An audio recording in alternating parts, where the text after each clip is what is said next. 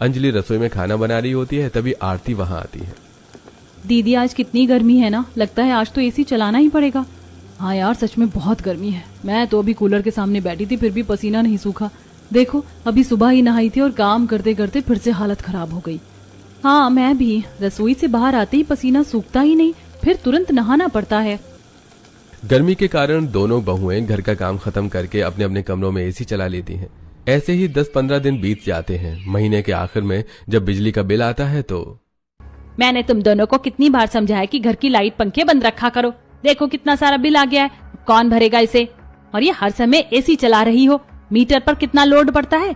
अभी इतनी भी गर्मी नहीं हुई है। आज से अगले 2 महीने तक कोई भी अपने बेडरूम में एसी नहीं चलाएगा। अगर चलानी है तो लिविंग एरिया में बैठो।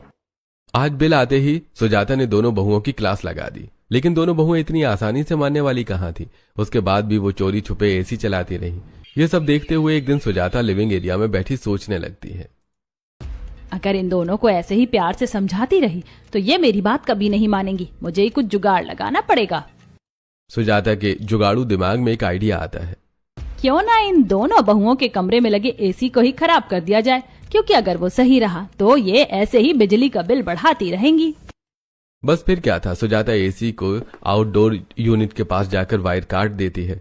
एसी बंद होने की वजह से दोनों बहुएं एक ही दिन में परेशान हो जाती हैं और लिविंग एरिया में आकर एसी चलाती हैं।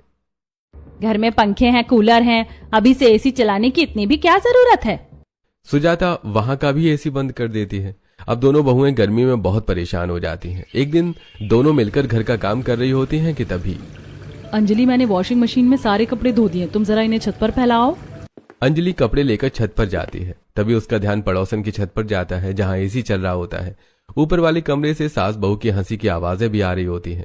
अंजलि नीचे आकर आरती से कहती है, दीदी मुझे लगता है हम दोनों ही गर्मी में मर रहे हैं। सामने देखो निकिता अपनी सास के साथ आराम से एसी में बैठी है और इनके यहाँ एसी दिन रात चलता है। हाँ सही कह रही हो तुम। पिंकी आंटी तो कितनी अच्छी, हर वक्त निकिता के लिए कुछ ना कुछ लाती रहती हैं, शॉपिंग भी खुद कराती हैं। सच में किस्मत से मिलती है ऐसी सास।